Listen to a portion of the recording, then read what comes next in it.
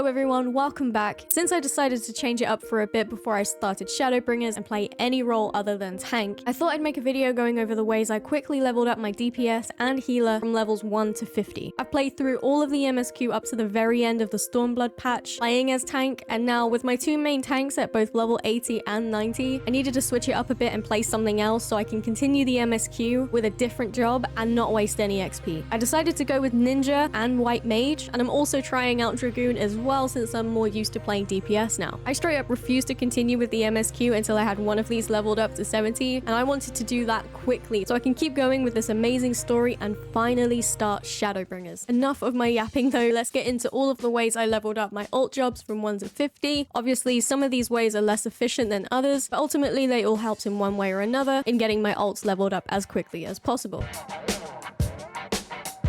The challenge log is something I do every single day anyway, but doing everything you possibly can within the challenge log that'll give you XP for your ult jobs is something I highly recommend doing. Obviously, when your jobs are lower level, then your reward for completing these challenges will unfortunately be low as well. But of course, the higher your level, the more XP you'll receive for completing a challenge. Again, it all adds up, so I made sure I was completing what I could, when I could, to level up my ults as fast as possible.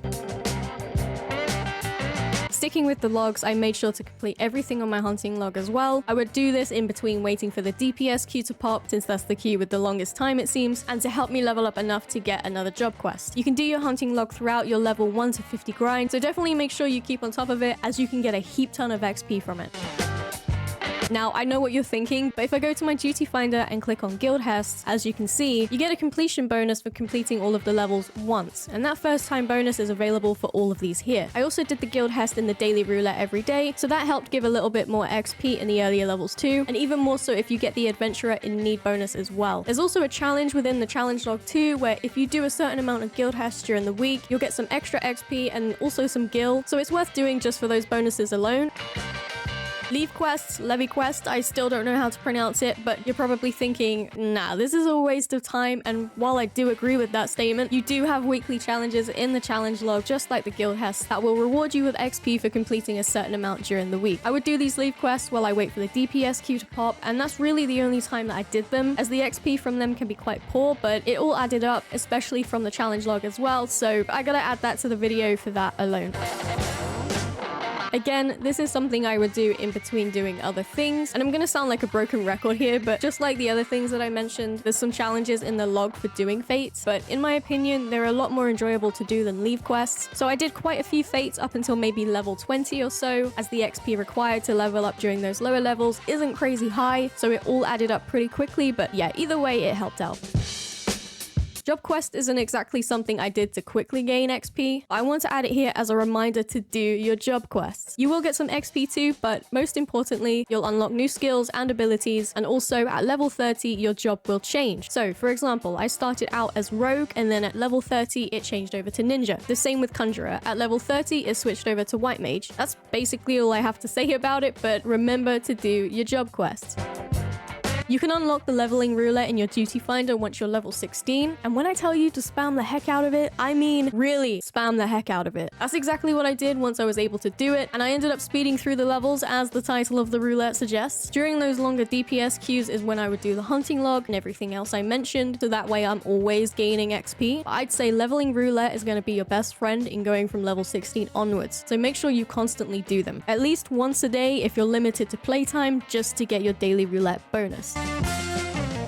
There are quite a few things within Final Fantasy XIV which allow you to boost the amount of XP that you're receiving. I'm sure most of you know about food, but in case you don't, every single food in the game gives you a 3% XP bonus. It doesn't matter what the food is, that 3% bonus will always be there. So I constantly made sure that I was eating something to give me a little bit more XP. Of course, it's just 3%, but it will eventually add up. If you're part of a free company, most FCs will have the Heat of the Battle activated, which also gives everyone who's part of the FC an XP bonus during battle. If you haven't joined a free company, or even if you have, you can get the squadron battle manuals as a reward for successfully completing squadron missions once a week. These manuals will give you a 15% XP bonus by defeating enemies, but it unfortunately also overwrites any free company actions with similar effects. That being said, this is what my XP looks like with the food buff, as well as the free company XP bonus when I defeat an enemy, and then this is what it looks like when I activate a squadron battle manual on top of the other bonuses and defeat the same enemy. A bonus does get added. It's not the entire 15%, but it's still something that's added. I could be getting super confused with all of these numbers and bonuses, so please feel free to let me know in the comments if I'm getting it wrong. But either way, it seems like you still get a bonus. One more thing is that you can also wear gear which has an XP bonus on it as well. As you can see, this ring, which you can get from completing Hall of the Novice, if I remember correctly, increases XP by 30% when level 30 and below. I also have this earring, which I will admit I bought it from the online store as part of a bundle, but it also increases XP by 30% when level 80 and below. If there are any more bonuses that I'm missing out on, please let me know in the comments, as I'm sure it would help somebody else out. That pretty much covers it for how I managed to level up from 1 to 50 as quickly as possible. I believe I got my White Mage and Ninja leveled up in about 3 days each, but that probably could have been done quicker had I not got distracted by other things in the game, and if life didn't get in the way, which it usually does. But I hope you guys enjoyed the video, and hopefully if you don't know where to start regarding what to do to level up, or if you're struggling to do it efficiently, that this video was able to help you out. Before I end the video though, I just wanted to say thank you for more than 500 subscribers. This is my first video back after a week or so away, and I reached that milestone during that break, so I haven't had the chance to thank everyone in a video yet, so thank you so much. I really can't believe that many of you have decided to subscribe, watch my videos, and even just chat with me in the community post. I'm incredibly grateful for it. I wish I had something amazing planned for reaching such a big milestone, but I honestly wasn't prepared to reach it so soon, if at all. But again, I really do appreciate it. I love making these videos. I love this community. I love this game. Everything about it, which I feel like I say in every video, and I probably do, but it's true. Final Fantasy XIV has brought back my love for gaming and my love for creating. So yeah, anyways, enough sappiness. Thank you so much for watching. I hope you all enjoyed it, and I'll see you in the next video.